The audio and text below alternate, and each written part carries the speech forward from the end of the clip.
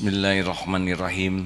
Assalamualaikum warahmatullahi wabarakatuh. Alhamdulillah, alhamdulillahilladzi anzalas sakinah fi qulubil mu'minin liyajdadu imanan ma'a imanihim. Allahumma salli ala Muhammadin wa ala alihi wa ashabihi ajma'in. Sebelum dimulai, boleh bapak-bapak dan kaum ikhwan merapat ke depan supaya ada batas. Dek, dibantu petugas. Ya, adik-adik kecil, ya silahkan maju ya.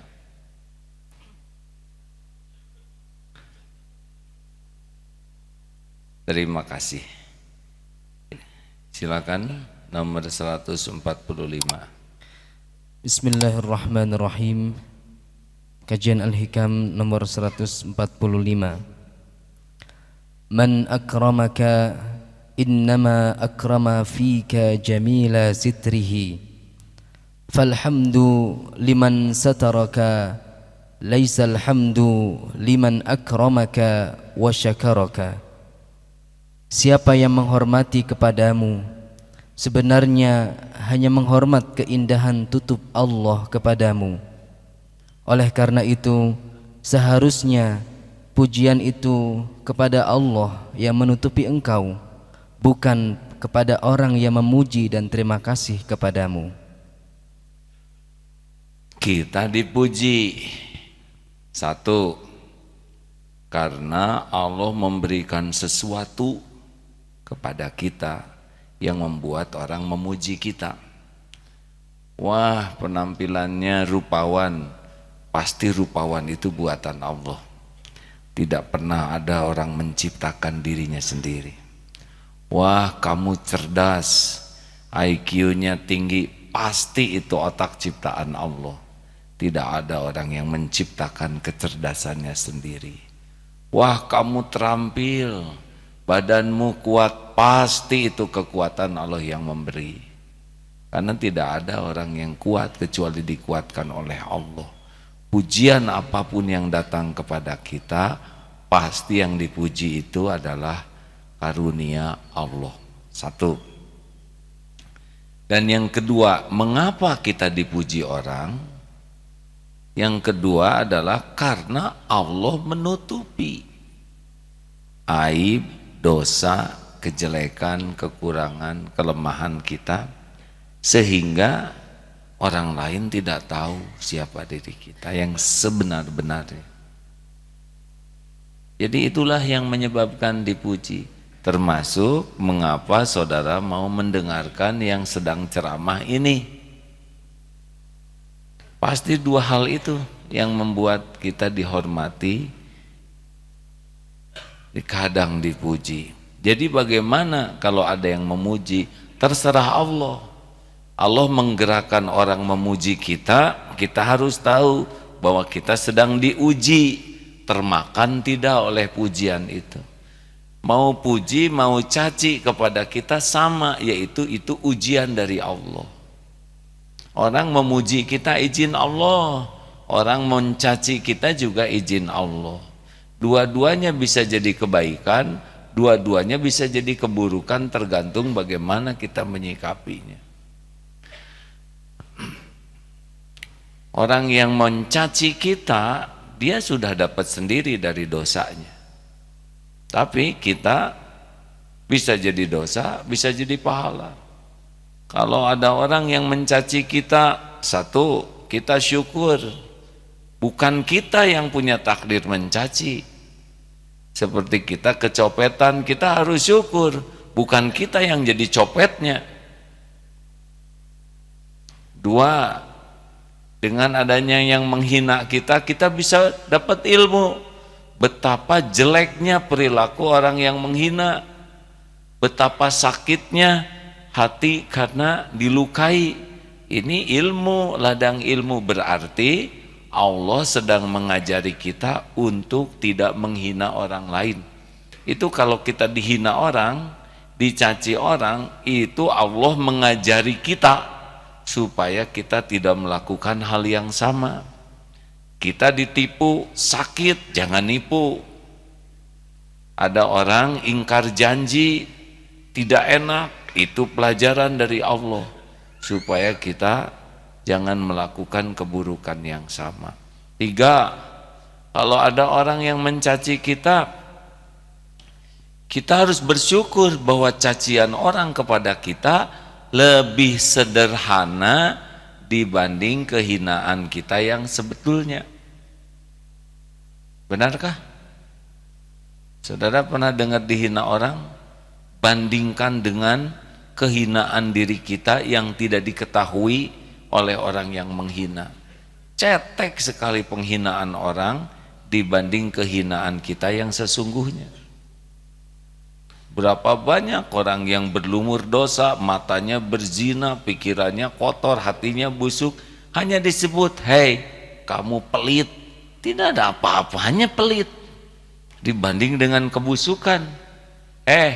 Kamu banyak omong, hanya disebut banyak omong, berarti dia tidak tahu kita banyak dosa, banyak aib, banyak hutang, banyak cicilan, banyak pinjaman, banyak ketombe, banyak koreng, banyak rorombehen.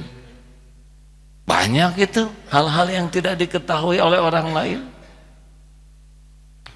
Benarkah? Lah ini yang ditutupi oleh pakaian kita juga, kalau dibuka semua banyak yang memalukan itu hadirin. Makanya kalau ada yang menghina, syukuri.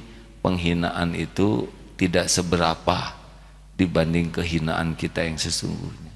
Kalau ada yang mencaci menghina, berarti ladang bagi kita untuk memaafkan. Kalau tidak ada yang menyakiti, kita tidak punya kesempatan memaafkan.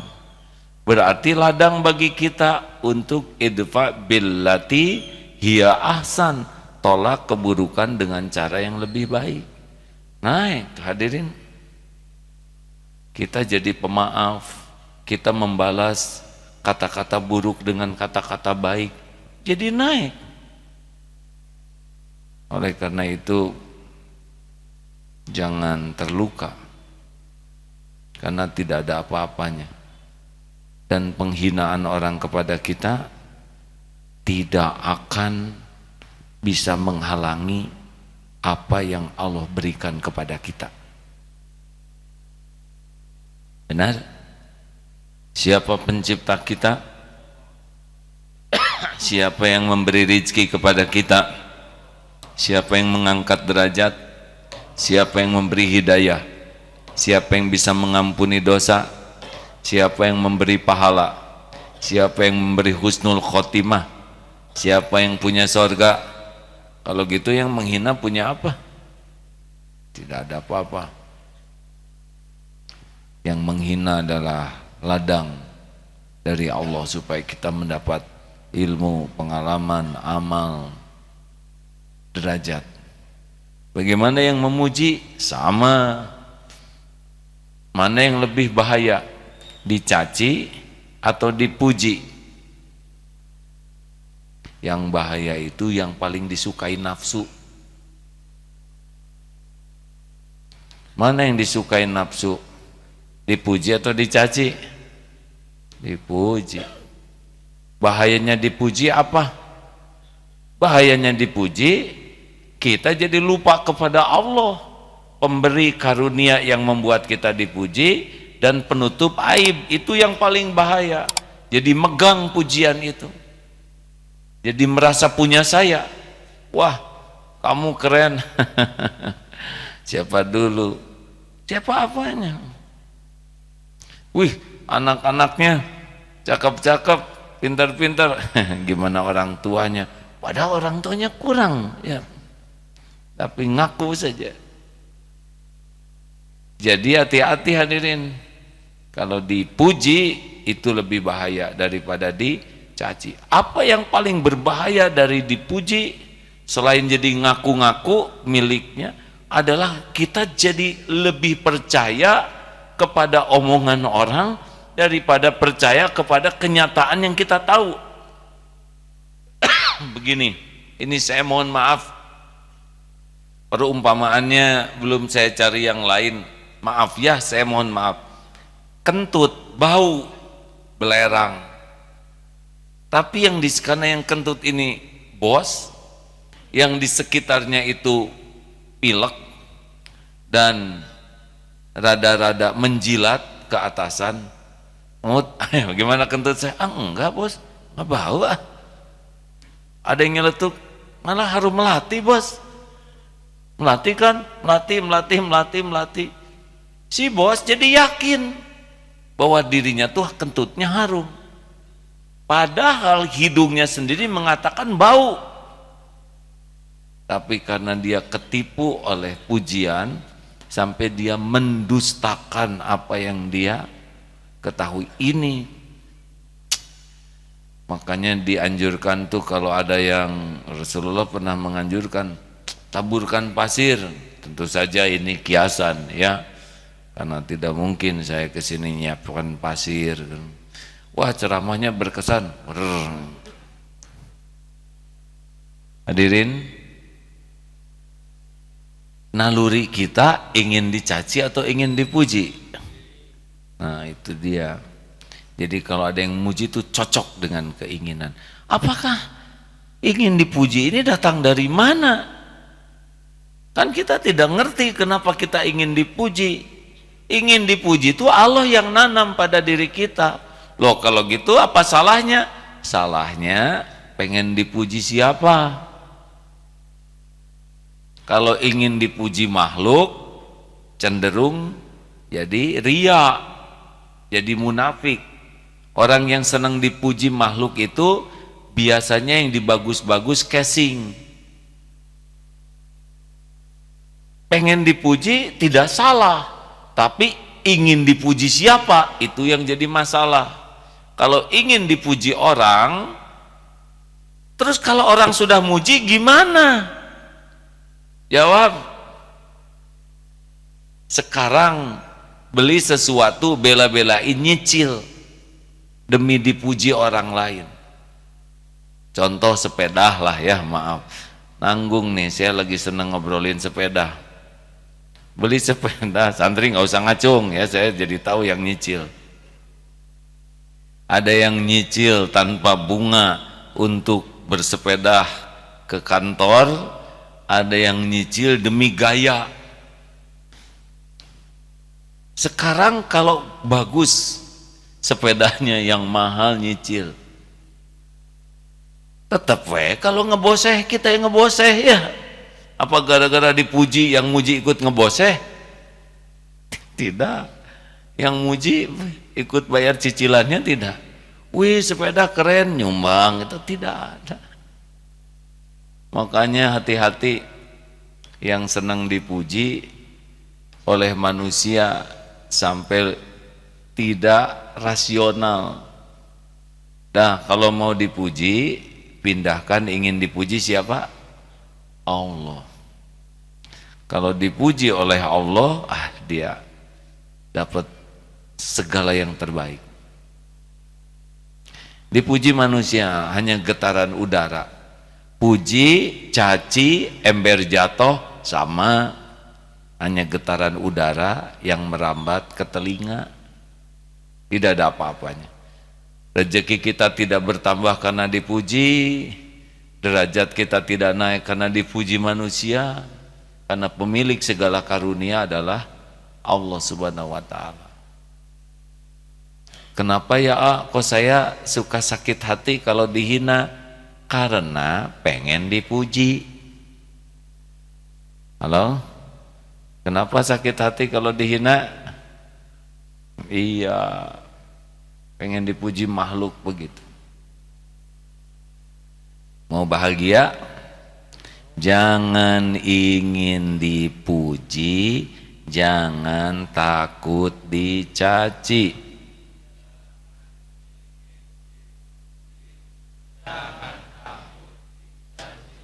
Wah kalau gitu kita tidak berprestasi, kata siapa? Justru orang yang ingin hanya dipuji Allah lah yang akan berprestasi. Orang tuh melihat topeng, Allah melihat hati dan amal. Bedanya orang yang senang dipuji Allah sangat berusaha menjaga hati dan memperbanyak meningkatkan kualitas amal. Kalau orang yang pengen dipuji orang pasti dunia tempatnya. Harta, gelar, pangkat, jabatan, penampilan, casing saja. Dan tidak ada cerita orang bahagia dengan casing.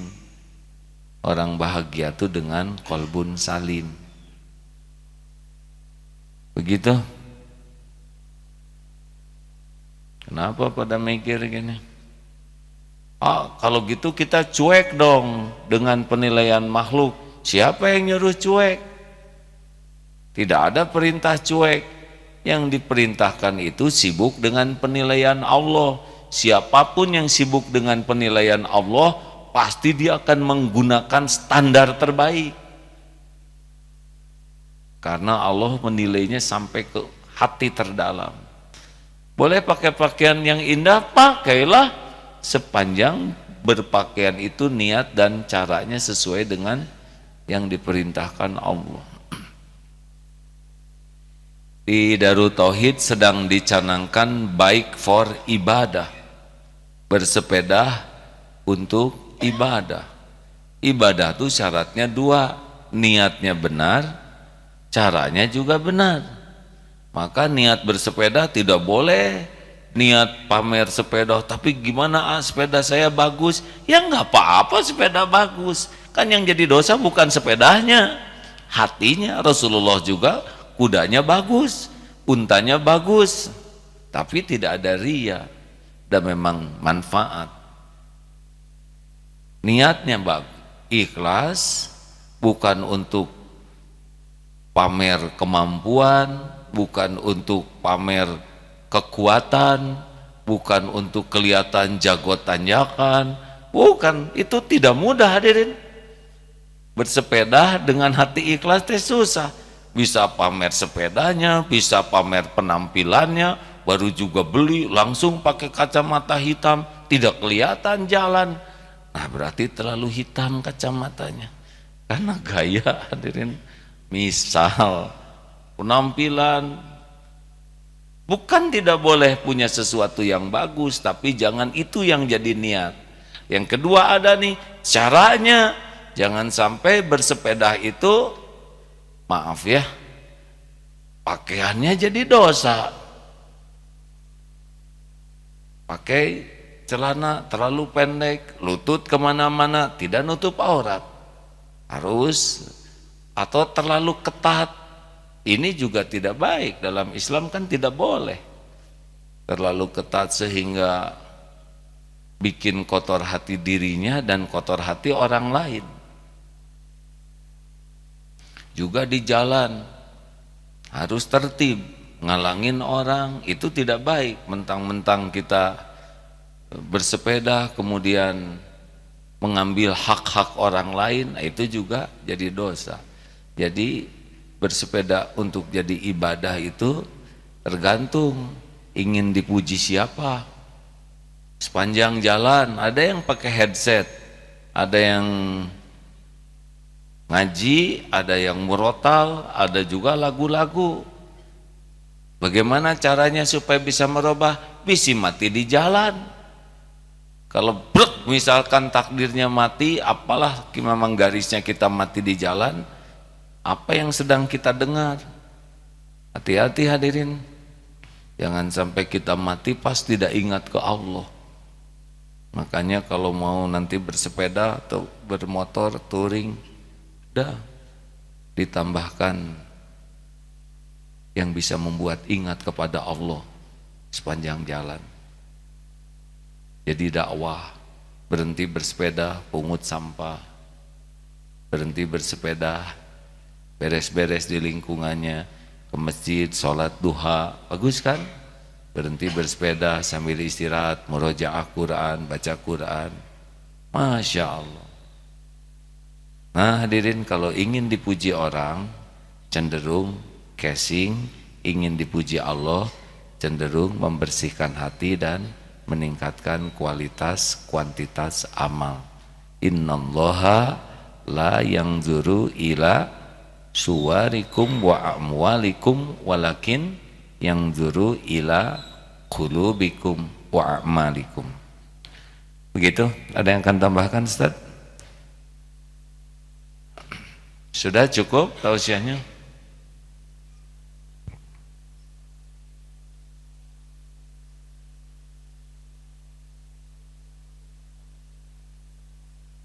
Baik, satu lagi kalau gitu.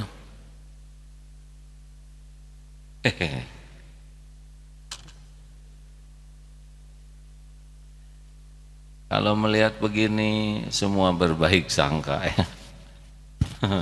Silakan. Selanjutnya 146.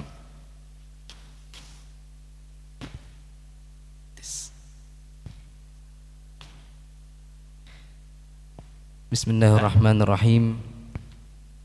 Ma sahibaka illa man sahibaka wa huwa bi'aibika alimun wa laysa dhalika illa maulakal karim khairu man tashabu man yatlubuka la li syai'in ya'udu minka ilaihi.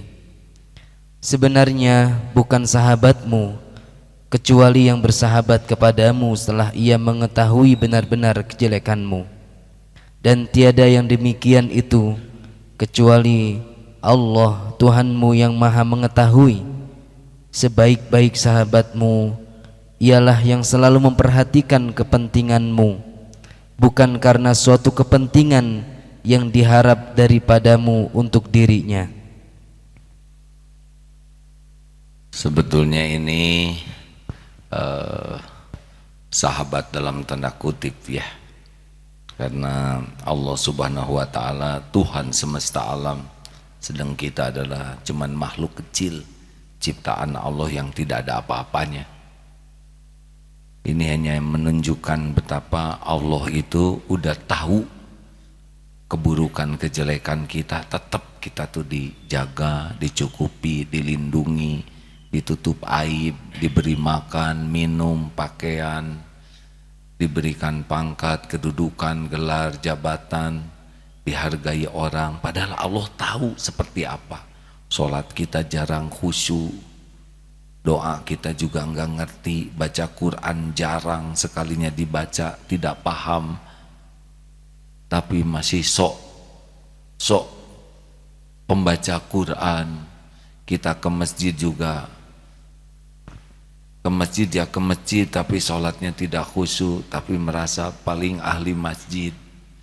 Banyaklah kebusukan kita, mata berzina, pikiran kotor, harta banyak, tapi sedekah kita pelit sekali dibanding dengan melimpahnya harta yang Allah titipkan. Allah tahu persis kotornya pikiran, kotornya hati, dengki ke ini, enek ke sana, sebel ke situ, di sini tuh. Tapi Allah tetap tutupi, dan Allah beri kebaikan. Seperti pertemuan ini kan Allah yang ngatur. Didatangkan ke masjid, didatangkan ilmu, dikasih pahala, setiap melangkah digugurkan dosa, diturunkan malaikat rahmat. Masya Allah.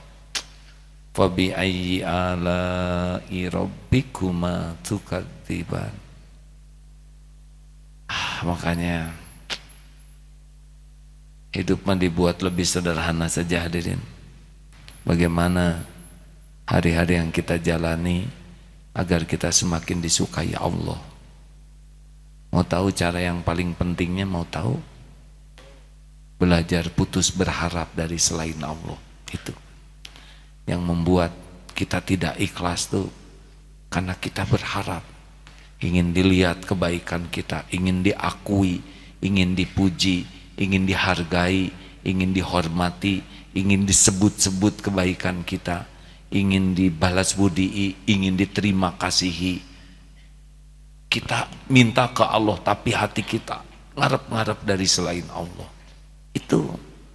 Itu yang membuat kita tidak serius menuhankan Allah.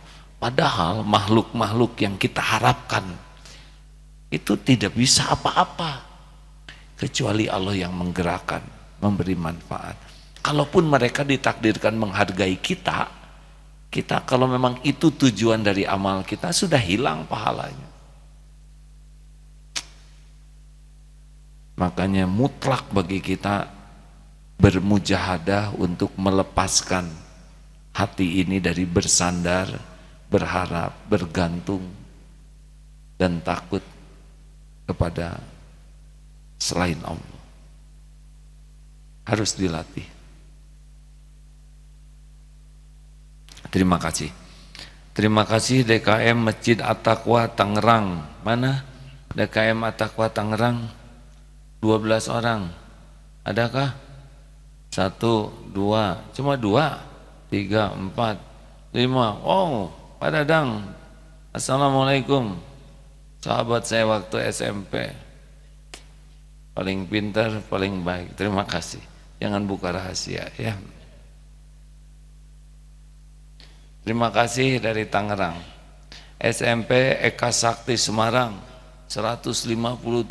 Mana? Masya Allah. Berapa bis nih? 3, Paus. Berarti ada yang 7 ya, kelewat ya. Haniftel Indonesia Jakarta 48. Mana Haniftel? Oh, kenapa di belakang pagar begitu? Ya, emang tiap orang takdirnya beda-beda ya. Apa Haniftel, Pak? Perusahaan alat komunikasi. Oh, alhamdulillah. Terima kasih. Kenapa ke sini? Penasaran ya? Iya, terima kasih hadirin. Baik, ada yang akan kita diskusikan, silakan. Cung, 1, 2. Akhwat ada? Ada 3. Baik, Ikhwan dulu. Boleh dibantu? Gilirannya Ikhwan, Akhwat. Kenapa 3? Karena Allah tuh ganjil, witir, dan menyukai yang witir, ganjil. Silakan deh. Bismillahirrahmanirrahim. Assalamualaikum warahmatullahi wabarakatuh. Waalaikumsalam warahmatullahi wabarakatuh. Saya santri Aidin, santri APW, izin bertanya soal hati. Silakan. Jadi begini ceritanya. Ada seorang santri pada saat awal-awal dia nyantri di sini, saat sholat dia sering menangis, teringat dosa-dosanya pada Allah, pada orang tua, dan pada orang lain. Lalu lama setelah ia nyantri di sini, ada acara muhasabah bersama Birrul Walidain dan lain-lain. Dia nggak bisa menangis, hatinya juga tidak bergetar. Nah, pertanyaannya setelah dia analisis sendiri, dia tuh sering bertanya pada Allah, ya Allah, ada apa dengan hati ini kok bisa begini? Nah, timbul pertanyaan, apakah ini tandanya hatinya mati, ataukah ada kesombongan dengan intensitas ibadah yang lebih banyak sejak dia di sini? Seperti itu. Terima kasih. Ya, Allah tahu persis isi hati kita. Wa asiru qaulakum awijharu bih innahu alimum bidatis sudur. Al-Mulk ayat 13. Mau engkau rahasiakan kata-katamu, mau engkau zaharkan, keraskan, Allah tahu isi hati, ya, tidak bisa bohong. Nah, kenapa hati jadi keras? Udah pasti karena maksiat. Sudah pasti itu. Mungkin yang nampak-nampak zina mata, sering lihat sana, sepertinya ada kegiatan, tapi pura-pura ayo kita ke warung, padahal Allah tahu niatnya untuk matanya tidak terjaga. Memang baca Quran, tapi maksiat matanya intensif, tidak terjaga waktu obrolan, bicara banyak, ujub, ria, takabur, pamer amal banyak. Makanya orang yang banyak bicara yang tidak manfaat kecenderung hatinya keras. Sebetulnya setiap kali kita ketemu orang, kecenderungan akan jadi dosa itu ada. Tapi bukan berarti kita harus menjauh dari orang, karena dalam kesendirian pun bisa ujub. Kita tahajud sendirian, yang lain tidur. Ya Allah, saksikanlah, hanya hambamu ini yang bangun dan sujud. Ampuni mereka ya Allah, jangan diazab gitu. Padahal mereka dari tadi udah tahajud. Giliran mereka istirahat, saudara baru bangun. Itu pun menjelang azan, ya. Tapi bisa ujub. Hari ini Senin Kemis, lihat ada yang minum, ya Allah, nggak puasa dia, ampuni dia ya Rabb. Padahal dia saum Daud loh hadirin, tapi dia merasa beda. Itu dalam diam. Lagi diam, di sebelah ada orang tua ngaji, Bismillah, Bismillah, hatinya kemana aja dah hati itu. Hidup lama ngaji nggak benar, ya Allah, ya Allah. Memang disebut ya Allah, tapi sudah meremehkan. Padahal boleh jadi kakek itu membaca tuh dengan penuh kepedihan hati, malu ke Allah. Sedang kita tidak ingat ke Allah waktu baca Quran. Nah begitu hadirin. Dan ingat ya hadirin ya, tambah ilmu, tambah amal, peluang ujubnya lebih besar. Asli, makin kita banyak ilmunya, makin banyak amalnya, itu penyakit hati semakin tinggi itu. Kalau memang tidak punya program membersihkan hati. Oh serius hadirin, ini posisi saya begini, wah ini rentan sekali. Ujub, takabur, riya, oh rentan, sangat berbahaya. Makanya guru saya itu kalau menilai, pasti yang dinilai itu air mata tobat. Kalau sudah kering tuh jarang nangis dengan asli. Kalau nangis di depan orang dengan nangis sendiri, yang asli itu yang nangis sendiri. Di depan orang kita bisa memaksakan diri, ya enggak? Ini nangis, nangis. Namanya nangis kepepet. Tapi kalau lagi sendiri gitu, di penghujung malam, perih, ya Allah. Biasanya nangis tuh ya di penghujung malam tuh, satu, ingat dosa. Dua, ingat karunia Allah, kebaikan Allah kepada kita, bisa nangis tuh. Tiga, ingat jasa orang tua, pengorbanan orang tua, bisa membuat kita nangis. Lalu kita doakan. Yang keempat, ingat kepada Rasulullah SAW, itu bisa nangis. Ingat perjuangan Rasulullah sampai kita dapat hidayah begini. Pokoknya kalau udah kebaikan, dosa itu juga bisa membuat nangis. Ingat pengen ketemu Allah juga bisa nangis. Yang bikin susah nangis tuh kalau hanya ingat duniawi. Lagi tahajud ingat sepeda, ya misal. Udah berapa kali saya nyebut sepeda hari ini, ha? Katanya orang itu akan menyebut-nyebut apa yang ada di hatinya. Astagfirullahaladzim. Nah begitulah. Tobat deh. Terus ngomong apa yang harus saya tobatin. Nah itu lebih parah lagi, ya enggak? Berarti dia tidak merasa. Jadi harusnya ya kalau tahajud itu jangan semuanya dihabiskan dengan sholat. Sisakan kurang lebih setengah jam sebelum azan tuh ya, atau 20 menit khusus untuk membuka file-file dosa kita. Banyak kan dosa kita ini. Astagfirullahaladzim. Ya begitu. Bu, akhwat silakan. Tuh mikrofonnya mana? Ada? Sudahkah?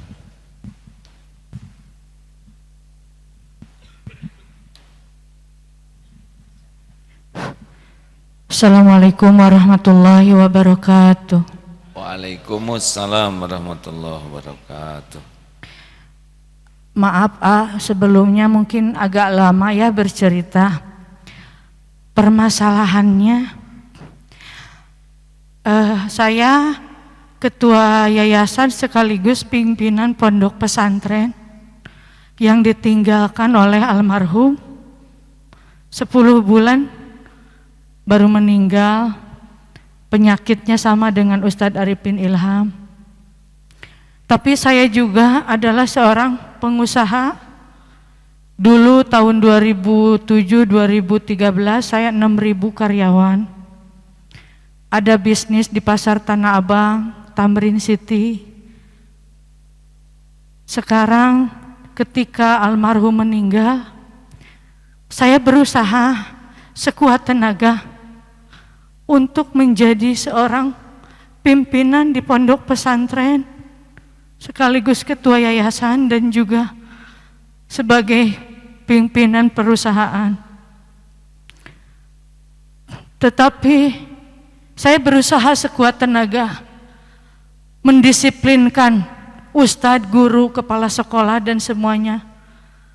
Tetapi ketika saya mengurus perusahaan ke Jakarta, santri banyak mengeluh. Mereka mengeluhkan ketika Umi nggak ada, katanya ustadznya jarang masuk ke masjid, kurang disiplin. Saya berusaha sekuat tenaga bila ada di pondok, karena saya sudah mewakafkan diri dari tahun 2012, meninggalkan rumah untuk berjuang di pondok dengan suami. Tetapi dengan kesibukan saya yang mengurus perusahaan juga menjadi dilema yang luar biasa. Santri banyak mengeluh karena ketika saya nggak ada, ustadz-ustadz dan guru banyak yang tidak disiplin. Setiap jam 2 ketika saya di pondok selalu bangun untuk membangunkan rumah ustadz semuanya dan santri-santri. Tetapi ketika saya sedang lagi ujur, berusaha sekuat tenaga untuk selalu hadir di luar masjid karena ustadznya tidak disiplin gitu. Baik, jadi bagaimana caranya? Iya. Itu jadi saya yang nanya ya. Bagaimana caranya supaya ustadz tetap disiplin? Nah, gitu, Bu? Baik, Ibu, saya turut berbelasungkawa atas wafatnya ya. Allah maghfir lahu warhamhu wa'afihi wa'fu anhu. Amin ya Allah ya. Sayyidul kaum khadimuhum. Pemimpin satu kaum adalah pelayan kaumnya. Kullukum ra'in. Kalian semua adalah pemimpin. Dan setiap pemimpin akan ditanya kepemimpinannya. Tugas pemimpin yang pertama kali adalah membangun cita-cita bersama. Jadi membangunkan itu salah satu bagian kecil, bukan yang utama membangunkan ustadz, Bu. Tapi membuat ustadz punya cita-cita yang sama, punya harapan yang sama, punya takut yang sama, yaitu ingin kepada Allah. Kenapa ada ustadz yang tidak disiplin? Jawabannya sederhana, karena belum takut kepada Allah. Tidak mungkin. Ya alhamdulillah di sini ustadz izin Allah juga banyak ya. Tapi saya rasanya tidak membangunkan karena mereka bangunnya lebih dahulu dari saya, itu masalahnya.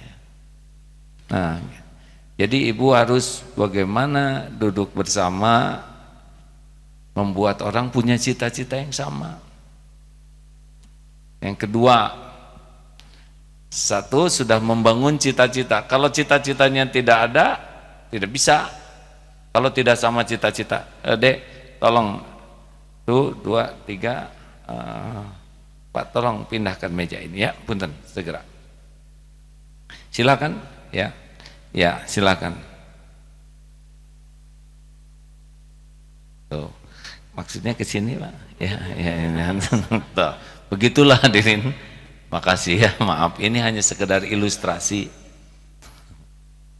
Betapa kalau tidak tahu kemana Pak tarik-tarik. Yang satu nggak jadi ngangkat, yang satu duduk, yang satu ngebenyeng ke sini, yang satu ngebenyeng begini. Mirip ya Bu. Begitu. Kenapa? Karena tidak berhasil membuat satu visi yang sama. Harusnya jelas dulu. Saya ingin meja ini ada di samping saya. Ada yang bisa bantu? Ya, silakan dalam hitungan 3 ya. Bisa dipindahkan. Nah. Beneran ini loh. Karena dianggap simulasi lagi, hadirin gagal saya nih.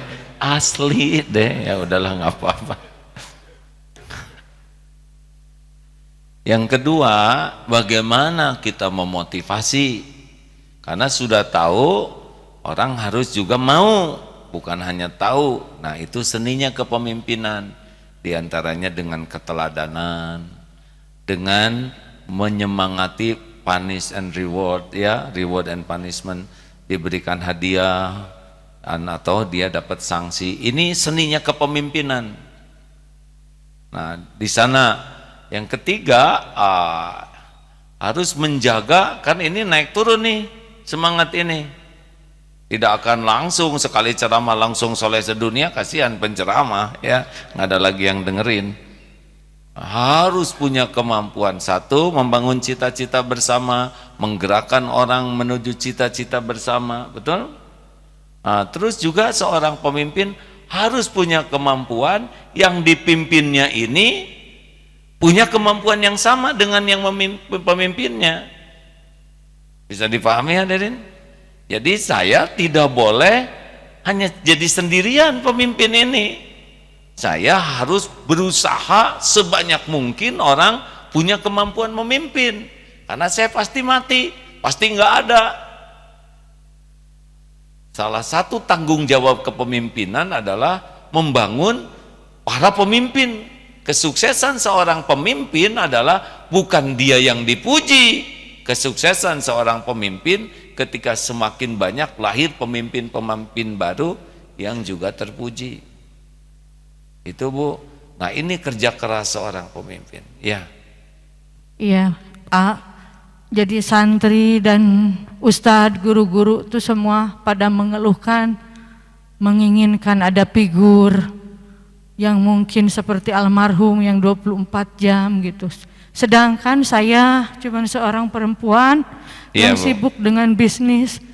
Tadi saya udah cerita sama Pak Haji Gatot yang Ketua Yayasan Darut Tauhid.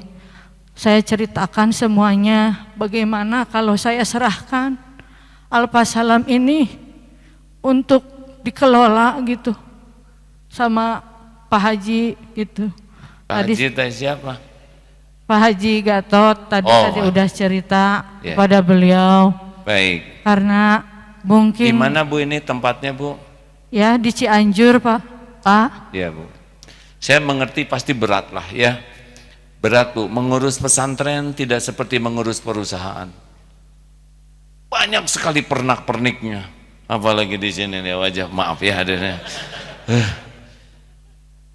Jadi Masya Allah. Apalagi boarding, pesantren kan boarding, betul tidak? Iya, SMP dan aliyahnya 24 jam. Eta apalagi Bu. Masa remaja itu masa yang paling indah tapi rumit, pelik dan bermasalah. Ya Bu, nanti coba didiskusikan bersama para pimpinan di Darut Tauhid apa sinergi yang bisa dilakukan. Memang tidak mudah Bu. Ya, tapi kalau Allah menolong akan jadi mudah.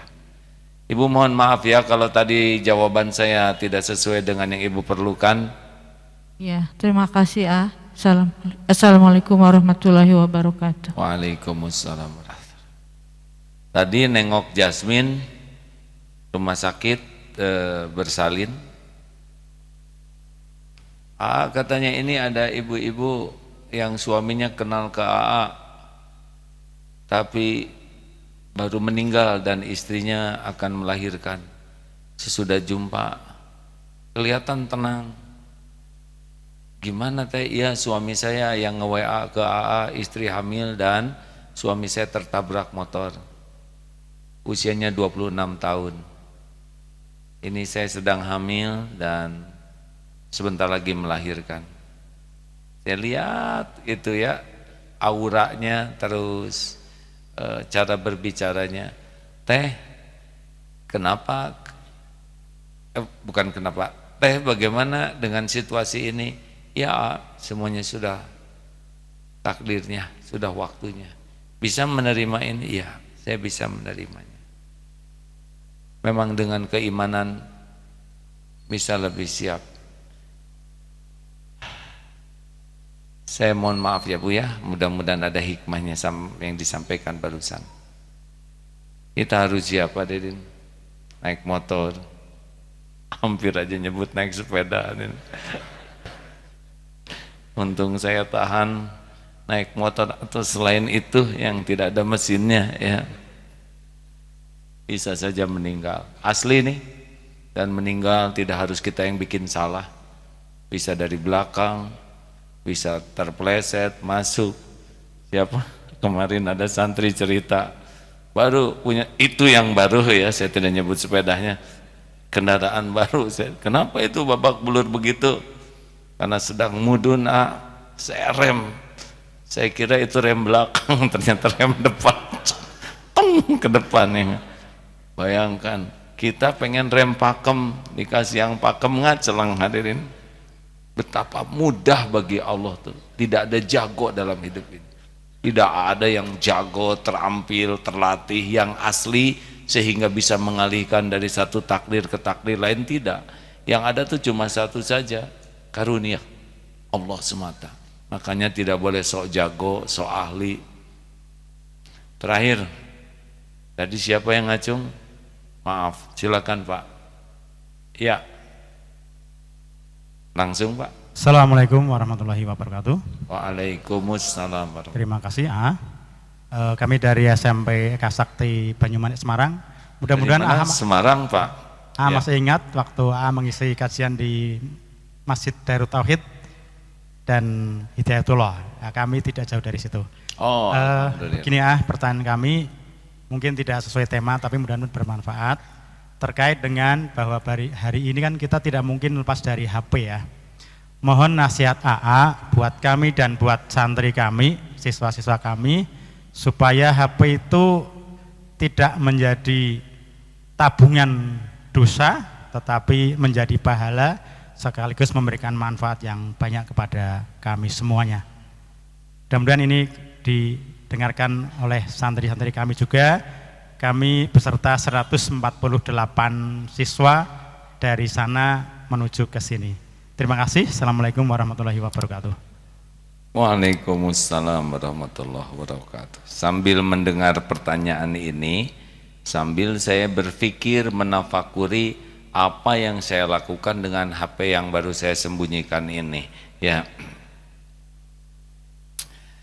memang tidak bisa dipungkiri, zaman kita sekarang adalah sudah zaman teknologi. Beberapa tahun ke depan lagi bisa jadi TV itu merupakan sesuatu barang yang aneh. Mungkin ada generasi yang sudah tidak lihat TV lagi. Begitu canggih, apalagi kalau nanti 5G ya, itu menjadi lebih canggih lagi, tidak ada blank spot dan sebagainya. Memang kalau tidak dengan ilmu agama yang benar, ini adalah sarana paling efektif untuk berbuat maksiat. Zaman saya SMA, mau maksiatnya rumit. Maaf ya. Mau ngaco itu tidak gampang hadirin. Sekarang sekejap ada di sini. Betul? Anak-anak bisa melihat apa yang paling tabu untuk dilihat.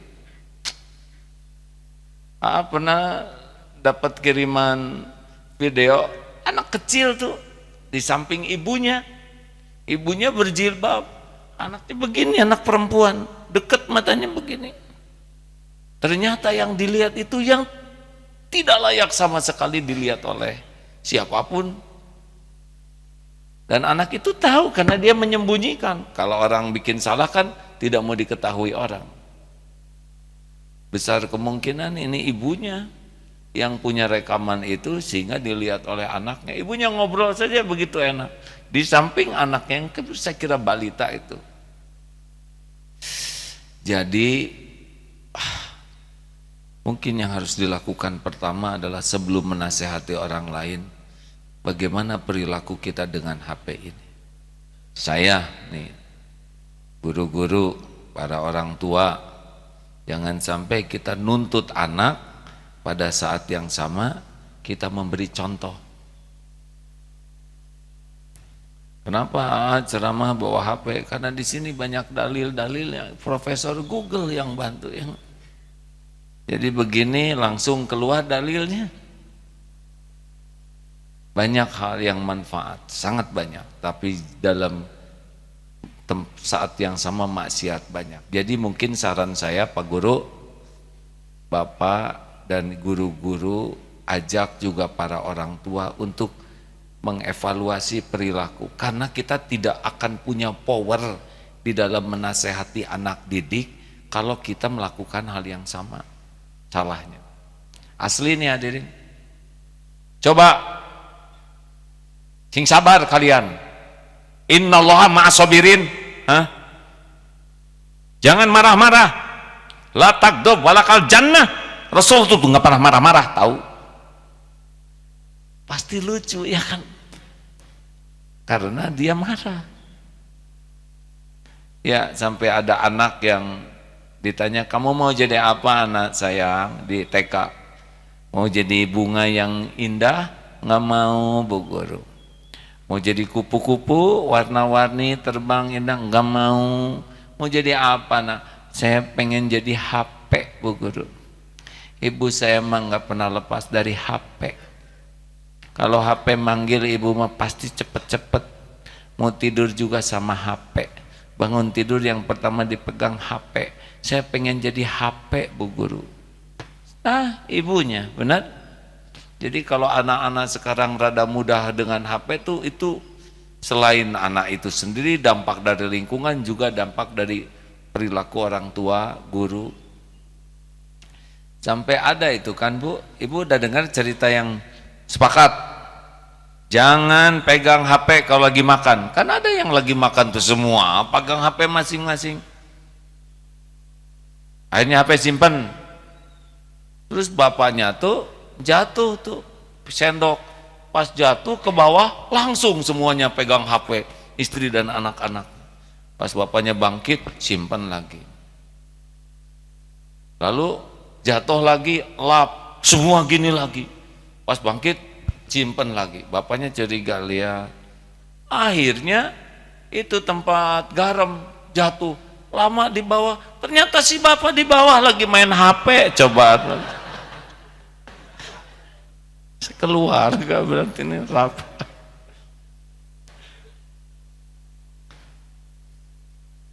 Tapi dah sekarang begitu. Dek, adik-adik yang baik, hati-hati saja bahwa orang akan dimatikan dalam kebiasaannya. Jejak digital kalau buka maksiat itu ya di sini itu akan ketahuan kita buka apa saja, dan sangat mudah bagi Allah untuk membuka apa yang kita buka ini diketahui orang lain. Gak bisa kita jago. Misal ada tuh yang kisah nyata, anak perempuannya tuh ya begitulah, banyak membuka yang tidak baik, chatting dengan seseorang, lah lagi chatting ketiduran, ibunya mau memperbaiki anak remaja ini, masuk ternyata telepon dari yang tidak senonoh dari kawan, akhirnya ketahuan, dan itu Allah yang membuka. Makanya Bapak Ibu juga hati-hati nih, jejak digital saja sudah tidak bisa dihapus, benar? Allah mudah membuka apa yang biasa kita lakukan. Dengar ya, kalau orang biasa berbuat maksiat itu ada dua yang akan terjadi kalau dia beriman. Satu, dibuka oleh Allah. Atau yang kedua, dimatikan dalam keadaan berbuat maksiat. Berapa banyak yang mati mabok, mati berzina, karena dia terus mengulang maksiatnya, dan Allah melihat. Sudah dinasehati di masjid, dinasehati keluarganya, dia terus mengulang zina lagi, zina lagi, zina lagi. Dua pilihannya, kalau ada umur dibuka dia lagi berbuat maksiat atau dimatikan sekaligus dalam keadaan maksiat. Nauzubillahi min dzalik. Ini kalau Allah mau membuka aib, Pak, tinggal kan ada tuh seorang kepala desa, dia berbuat mesum, potret, dia sembunyikan, rusak HP-nya, diperbaiki oleh tukang servis, sebar, kebuka semuanya. Ya Allah tinggal bikin rusak ini, benar? Hati-hati juga kepada orang tua yang kalau zaman dulu suka ada video-video disimpan di lemari. Ingat ya, kalau meninggal tidak sempat beres-beres. Asli nih hadirin. Pas meninggal, Allah, Bapak DKM. Hari di masjid DKM, di rumah ngeres. Nggak sempat ngerapi-rapi. Langsung mau di-delete sekarang ya. Ada lagi yang ini kejadian saya baca di internet, ada orang yang langganan video yang tidak senonoh. Lalu dia otomatis forward ke teman-temannya yang suka juga tayangan gambar yang haram. Sudah gitu mati tuh yang pesan ini. Sedangkan langganan itu belum berhenti, orangnya sudah mati, dosanya ngalir terus sampai yang dapat kiriman, aduh dia sudah mati, mesumnya masih ngirim, sudah dimatikan dalam keadaan aib, dosanya masih mengalir. Harus disiplin deh, Allah mah melihat apa yang kita lihat, itulah minimal ya. Mudah-mudahan tidak sampai kita mati tapi diberi kesempatan tobat dan memperbaiki diri. Terima kasih hadirin sekalian. Allahumma salli ala sayyidina Muhammadin wa ala alihi wa ashabihi ajma'in. Ya Allah, ya hayyu ya qayyum bi rahmatika nastaghits, ya ghafurur rahim, irhamna ya Allah, ya arhamar rahimin, irhamna. Duha yang maha menatap, ampuni semua dosa kami, hapuskan seluruh aib-aib kami, berkahi sisa umur ini ya Allah, jadikan sisa umur ini merasakan nikmatnya yakin padamu, tak ada keraguan sedikit pun terhadap janji dan jaminanmu. Karuniakan hari-hari yang tersisa ini merasakan nikmatnya mengabdi padamu. Jadikan seluruh waktu kami hanya untukmu ya Allah, hanya di jalanmu, hanya karenamu ya Allah. Ya Allah, jadikan sisa umur ini bisa menjadi jalan kebahagiaan, kemuliaan bagi dunia akhirat orang tua kami. Allahumma gfir lana wali walidina warhamhum kama rabbawna sigara.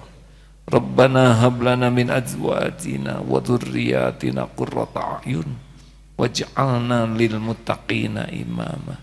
Allahumma inna nas'aluka ridhaka wal jannah wa na'udzubika min sakhatika wan nar.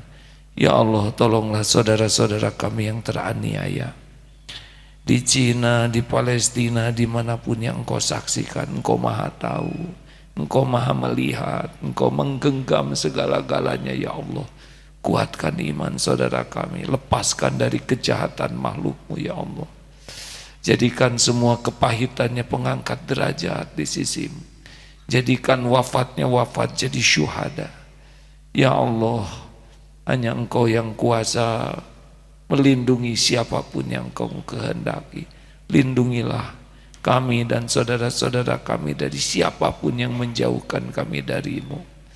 Allahumma gfir lil mu'minina wal mu'minat wal muslimina wal muslimat al ahya'i minhum wal amwat. Allahumma a'izal islam wal muslimin. Rabbana atina fid dunya hasanah wa fil akhirati hasanah wa qina adzabannar. Subhana rabbika rabbil izzati amma yasifun. Wassalamun alal mursalin walhamdulillahi rabbil alamin. Alhamdulillah hadirin, terima kasih. Terima kasih atas kehadirannya. Subhanakallahumma bihamdik, asyhadu alla ilaha illa anta, astaghfiruka wa atubu ilaik. Assalamualaikum warahmatullahi wabarakatuh.